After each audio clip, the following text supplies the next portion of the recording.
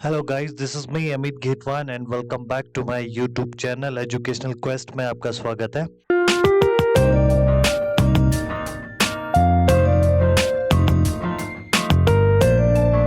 और जैसे कि आपको पता होगा कि इस चैनल में इकोनॉमिक्स पढ़ाता हूं, तो मुझे ये लगा कि कुछ इंटरेस्टिंग सा मुझे लेके आना चाहिए। तो इसीलिए मैंने एक क्वेश्चन आपके लिए प्रिपेयर किए हैं जो कि बोर्ड एग्जामों में बार बार पूछे गए हैं। मैंने लास्ट पेपर्स को भी एनालाइज किया है। लास्ट ईयर्स के जो पेपर्स हैं, मैंने परसों आपको कुछ दिनों पहले डाउनलोड करना सिखाया था। फिर मैंने उसमें एनालाइज किया है कि कौन कौन से क्वेश्चन है जो बार बार आ रहे हैं एग्जाम में। तो इसीलिए मैं आपके लिए क्वेश्चन सीरीज लेके आया हूँ जो कि बहुत इंपॉर्टेंट होने वाली है। अगर जो आपने ये देख लिया तो आपको कुछ करने की जरूरत नहीं है। मैं आपको सही बता रहा हूँ, you have to prepare this questions by heart. अगर जब बाय हार्ट से आप ये क्वेश्चन प्रिपेयर कर लेते हैं तो इजिली आपके 80 में से 70 60 कहीं नहीं गए भैया। बहुत अच्छे मार्क्स आने वाले हैं। तो इसीलिए मैंने दोनों बुक्स का अलग अलग मैंने क्वेश्चन लिखे हैं। फर्स्ट है माइक्रो इकोनॉमिक्स। अगर जो आप देख सकते हैं तो इस वाली स्लाइड में मैंने देखो सर्कुलर फ्लो को ज्यादा इंपॉर्टेंस दी है। सर्कुलर फ्लो आपको देखना है ना, टू सेक्टर इकोनॉमी का। फिर what are the three different phases of circular flow के तीन डिफरेंट फेजेस क्या है वो आपको पढ़ना है। एक्सटर्नैलिटीज, ये बहुत इंपॉर्टेंट बार बार देखने को मिलता है। Explain the limitation of GDP as a welfare, ये भी आपको बुक में क्वेश्चन मिल जाएगा।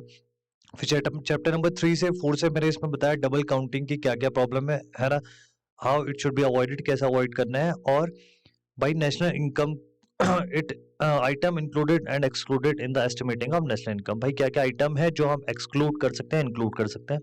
फिर क्वेश्चन नंबर थर्ड मैंने लिखा है इसमें प्रिकॉशन, क्या क्या प्रिकॉशन हमें लेने पड़ता है जब हम नेशनल इनकम को कैलकुलेट करते हैं। ओके, ये आपको लिखना है। ये दोनों question number 2 question number 3 similarly अगर आप देखें तो सेम आपको दिखाई देगा। अब बहुत सारे एग्जाम्पल्स ऐसे आने लगे हैं कि ट्रांसफर पेमेंट क्या होता है, ट्रांसफर इनकम का क्या होता है ना। तो ये आप देख लेना। Numerical related with all three methods 10 from each. अगर 10-10 न्यूमेरिकल आपने हर एक फॉर्मूले से कर लिया, जैसे इनकम मेथड के 10, एक्सपेंडिचर के 10, वैल्यू एडेड के 10, है ना, तो इजिली आपका ये न्यूमेरिकल पोर्शन भी क्लियर हो जाएगा। और अब ऐसा नहीं है कि सीबीएसई आपको न्यूमेरिकल देता ही देता है, देता तो देता है, लेकिन ऐसा होता है कि अब वो 4 नंबर में आपको न्यूमेरिकल दे देगा, 2 नंबर में आपको थ्योरी दे देगा। क्योंकि किसी बच्चे को मैंने देखा है कि न्यूमेरिकल फोबिया होता है। तो न्यूमेरिकल फोबिया वालों को भी टेंशन लेने की जरूरत नहीं है, क्योंकि 4 नंबर का आपको हो सकता है चार दो का कॉम्बिनेशन बनाते ही तीन तीन का कॉम्बिनेशन बनाते, है ना।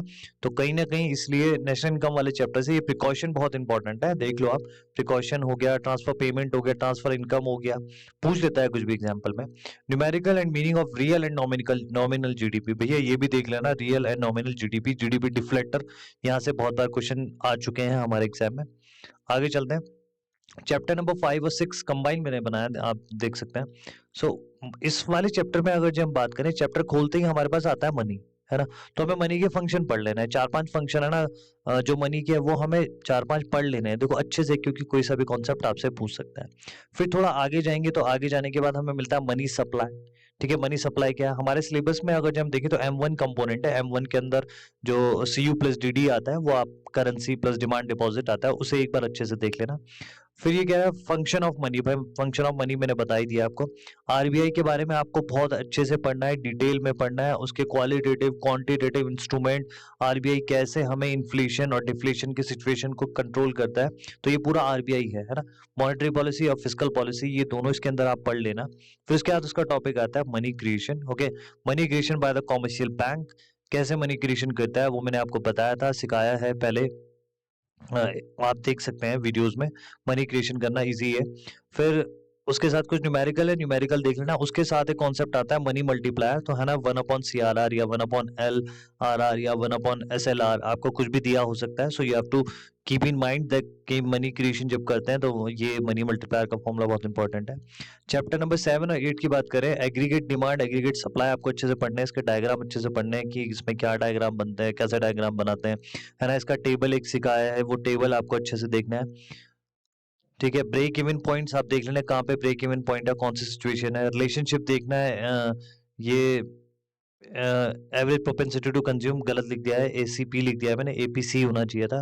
Then APS, MPC, MPS। Okay, money multiplier, sorry multiplier, multiplier का क्या इससे रिलेशनशिप है।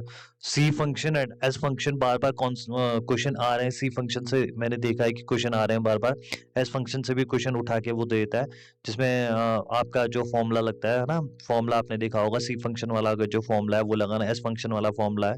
ठीक है, तो अच्छे से देखना, न्यूमेरिकल आता है यहाँ से, derivation of saving curve from the consumption curve. देखो ये उल्टा भी क्वेश्चन आता है, सेविंग कर्व निकालना है आपको कंजप्शन कर्व से। फिर एक क्वेश्चन ऐसा भी आता है कि कंजप्शन कर्व से सेविंग कर्व निकालो, तो ये आपकी बुक में ऑलरेडी गिवन है, ठीक है, इसे अच्छे से देख लेना।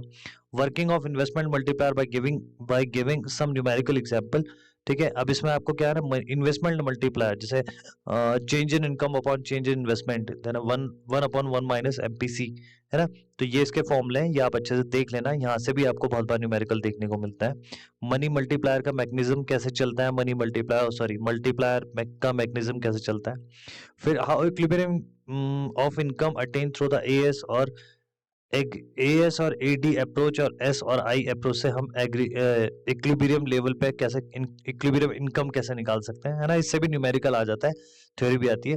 Define the inflationary and deflationary gap, दोनों को बताना है आपको, क्या इन्फ्लेशनरी है क्या डिफ्लेशनरी गैप है। Explain how this gap can be fulfilled by the monetary and fiscal policy, इस गैप को हम कैसे फुलफिल करें, आप सब कुछ गिवन है बुक में। फिर उसके बाद देखें एक्स एंटे एंड एक्सपोस्ट, ये आपको पता है एक्स एंटे जो प्लांट है, एक्सपोस्ट जो प्लांट नहीं है, ठीक है। तो ये एग्रीगेट डिमांड की बात कर रहा है। चैप्टर नंबर 9, 10, 11 गवर्नमेंट के ऑब्जेक्टिव बहुत इंपॉर्टेंट है, मोस्ट इंपॉर्टेंट। कोई भी ऑब्जेक्टिव उठा के आपसे पूछ सकता है कि क्या ऑब्जेक्टिव है। इसमें प्राइमरी डेफिसिट, फिस्कल डेफिसिट है ना, डेफिसिट वाला बहुत इंपॉर्टेंट पार्ट है इसमें, डेफिसिट वाला देख लेना। फॉर्मूले भी आपको आनी चाहिए कि प्राइमरी डेफिसिट कैसे निकलता है, फिस्कल डेफिसिट क्या निकलता है ना, ये आपको पता होना चाहिए। Then types of exchange rate, ये देख लेना आप, ज्यादा तो पूछा नहीं जाता है लेकिन फिर भी एक एक दो दो नंबर के पॉइंट ऑफ व्यू से बहुत इंपॉर्टेंट है। Appreciation depreciation of domestic currency, है ना, फॉरेन करेंसी, इसका क्या इंपैक्ट पड़ता है इंपोर्ट और एक्सपोर्ट पे, बिल्कुल बहुत इंपॉर्टेंट है। Give four sources of each demand and supply of foreign exchange, क्या सोर्सेज है ना।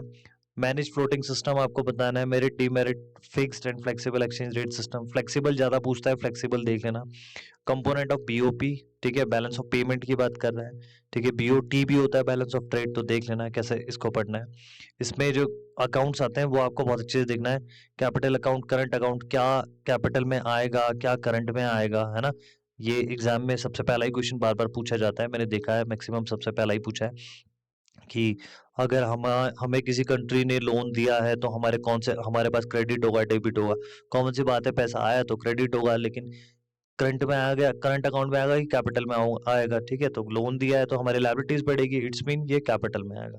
फ्री दिया होता तो करंट में आता। डिमोनेटाइजेशन, इसके इफेक्ट, भाई क्या इम्पैक्ट हुआ। डिमोनेटाइजेशन मतलब होता है नोटबंदी, उसके क्या इम्पैक्ट हुए, क्या एम्स थे, क्यों डिमोनेटाइजेशन किया गया। कुछ डायरेक्ट और इनडायरेक्ट टैक्सेस के बारे में आपको पढ़ना है, ठीक है। स्टॉक एंड फ्लोस के कॉन्सेप्ट के बारे में पढ़ना है। तो फाइनल एंड इंटरमीडिएट गुड्स के बारे में आपको पढ़ना है। वॉलंटरी एंड इनवॉलंटरी अनएम्प्लॉयमेंट के बारे में पढ़ना है। देन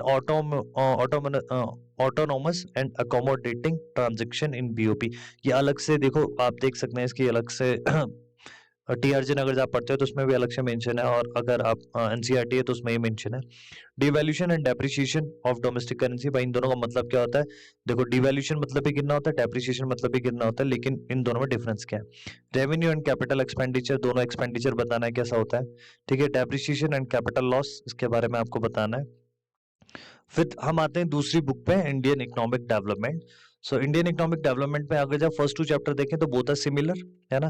पहले वाले चैप्टर में हमें ये बताया गया है कि भैया हमारी हालत कैसी थी जब कॉलोनियल गवर्नमेंट हम पे रूल कर रही थी। फिर उसके बाद दूसरे वाले चैप्टर में ये बताया गया है कि कहीं ना कहीं जब हमारा रूल कॉलोनियल गवर्नमेंट का रूल खत्म हुआ तो उसके बाद हमारी हालत कैसी हुई। तो फर्स्ट वाले में बिल्कुल खराब थी, सेकंड वाले में थोड़ी थर्ड हुई, देन थर्ड वाले में इकोनॉमिक रिफॉर्म आया तो थोड़ा और अच्छी हुई।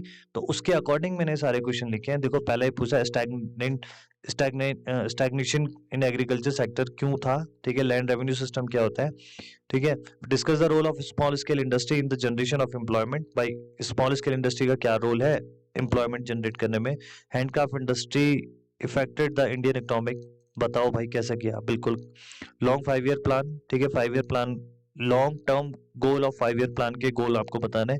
Explain the various classification of industries as per the IPR 1956, इसके बारे में बताना है कि क्या क्या क्लासिफिकेशन था, ठीक है। Discuss the industrial reform introduce under the new economic policy, industrial में कैसे रिफॉर्म आया वो आपको बताना है। What are the sources of human capital formation in India, ठीक है, क्या क्या सोर्सेज है, इंसान कैसे ह्यूमन कैपिटल बन सकता है और क्या क्या उसको करना चाहिए उसके लिए ना। When and why reforms introduce in China, भाई चाइना में रिफॉर्म कब आया था ये आपको बताना है।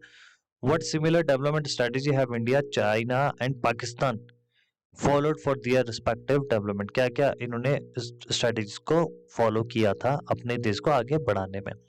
Why there is a need of agriculture diversification, भाई एग्रीकल्चर डाइवर्सिफिकेशन की नीड क्यों है, state benefit of this and also write their types, उसके टाइप्स आपको बताने हैं एग्रीकल्चर डाइवर्सिफिकेशन के।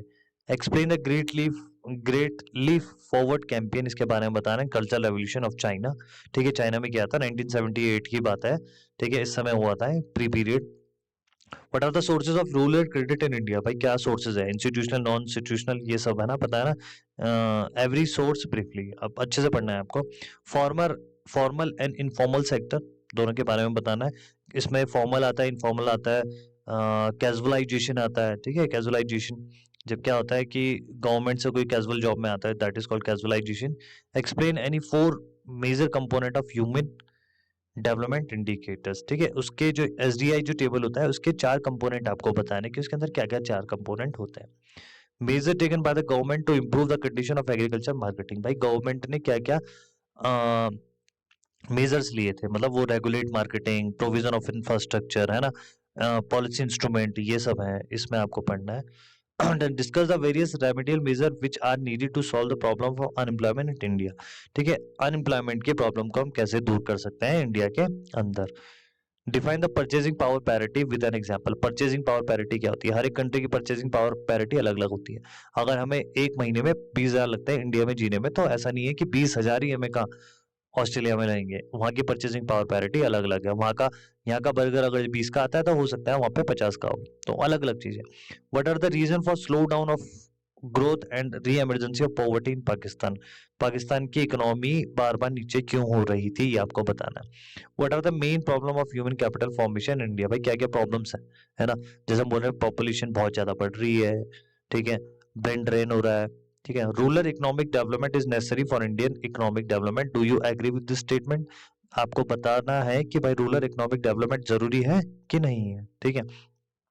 एक्सप्लेन द फॉलोइंग, ये कुछ मैंने पॉइंट अलग से लिखे हैं ताकि अलग से आप पढ़ सको। ग्रीन रेवोल्यूशन, उसके impact, positive contribution by britisher, ठीक है, फर्स्ट चैप्टर में ये tariff, quotas and import substitution, ठीक है, डब्ल्यूटीओ, डब्ल्यूएचओ, नाबार्ड फंक्शन, इसके भैया पिक्चर भी बहुत अच्छे से देख लेना, क्योंकि पिक्चर इंटरप्रेट भी आता है ना, कि पिक्चर को इंटरप्रेट करो और इसमें क्या सिचुएशन चल रही है वो आपको बताना होता है। आउटसोर्सिंग बताना है, self help group, horticulture, organic farming, ठीक है, through the help of chart and diagram, मतलब चार्ट के हेल्प से डिस्ट्रीब्यूशन ऑफ वर्कफोर्स देखते हो ना, on the basis of region, urban rural, various indicators of human development index, function of pollution of board of India, ठीक है, pollution board of India के function आपको बताना है।